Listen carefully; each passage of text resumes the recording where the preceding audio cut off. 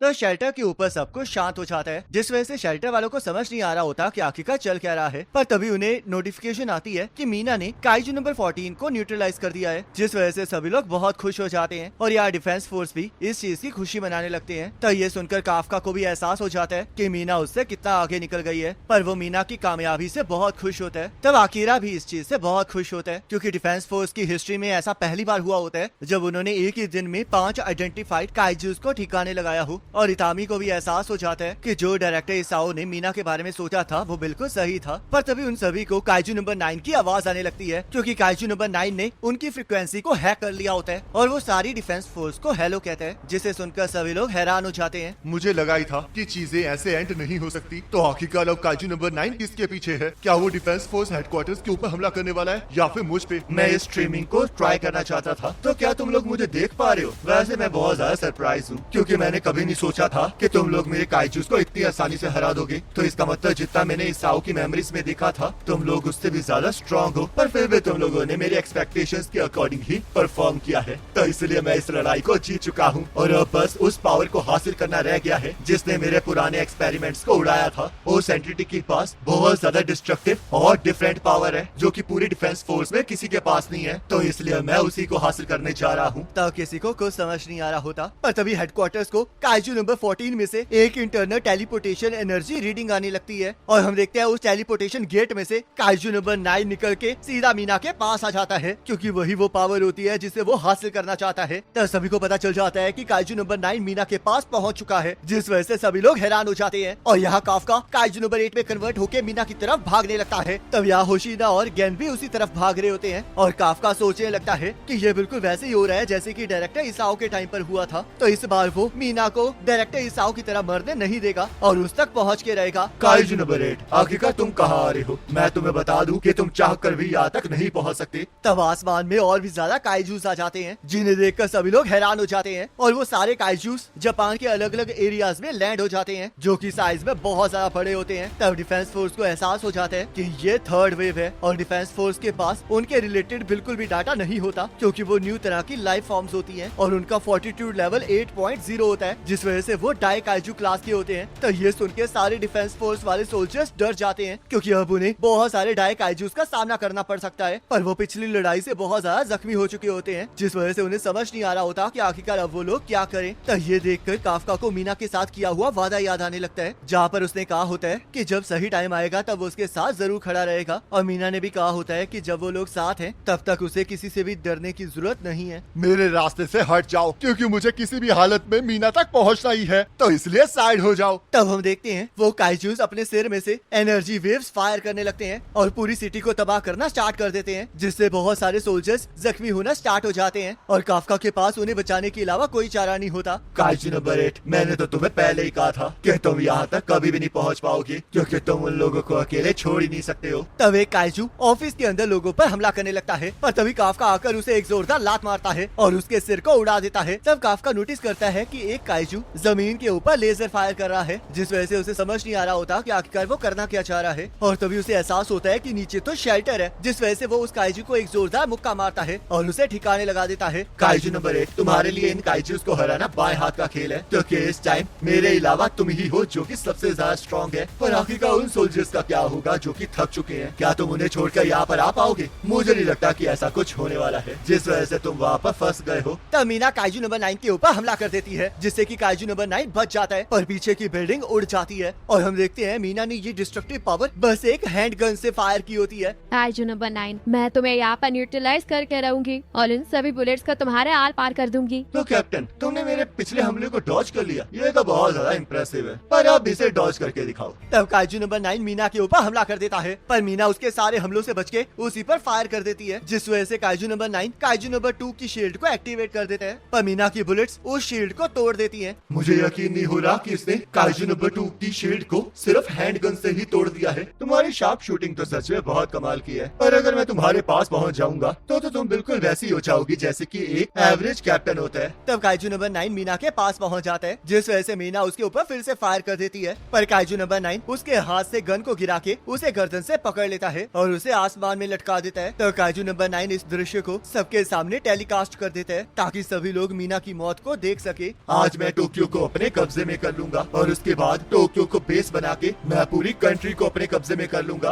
Kaiju number 6 के कैटलिज्म ने ये प्रूफ किया है कि ह्यूमंस जायंट आइडेंटिफाइड काइजूस के आगे बहुत ज्यादा वीक है, क्योंकि उसने सबसे ज्यादा ह्यूमंस को एक ही बारी में मारा था। तो इसलिए अब मैं मीना को एब्जॉर्ब करके अपनी क्रिएशंस के साथ मिला दूंगा और उसके बाद काइजू नंबर 6 की बहुत बड़ी आर्मी खड़ी कर दूंगा, जिसके पास बहुत कमाल की शूटिंग एबिलिटीज होंगी। और अब जब ह्यूमंस के पास मीना जैसा ट्रम्प कार्ड नहीं होगा तो ह्यूमैनिटी उन्हें कभी नहीं रोक पाएगी। तब काफका को मीना की ये हालत देख के गुस्सा चढ़ जाता है और वो काइजू को उड़ाकर मीना की तरफ बढ़ने लगता है। पर रास्ते में बहुत सारे काइजूस सोल्जर्स और शेल्टर पर हमला कर रहे होते हैं, जिन्हें वो इग्नोर नहीं कर पा रहा होता और उसे उनके साथ लड़ना ही पड़ रहा होता है। तो डिफेंस फोर्स का एक ऑफिसर काफका को वहाँ पर सब कुछ छोड़ के मीना की तरफ जाने के लिए कहता है, क्योंकि काइजू नंबर 8 की पावर काइजू नंबर 9 के साथ लड़ने के लिए ज्यादा जरूरी होती है। तब काफका को भी इस बात का एहसास हो जाता है, पर उसके सामने बहुत से सोल्जर्स और लोगों पर खतरा होता है, जिस वजह से वो डिसाइड नहीं कर पा रहा होता कि आखिरकार उसे क्या करना चाहिए, क्योंकि वो उन लोगों को मरने के लिए नहीं छोड़ सकता। तब यहाँ सभी लोग टीवी पर मीना की मौत को देख रहे होते हैं और उन्हें ये सिचुएशन बहुत ज्यादा होपलेस लग रही होती है। ये तो बिल्कुल भी सही नहीं हो रहा है और ऊपर से उस काइजू ने हमारे सिग्नल्स को भी हैक कर लिया है, जिस वजह से ये दृश्य देख के हमारे ऑफिसर्स और सिटीजन्स के बीच में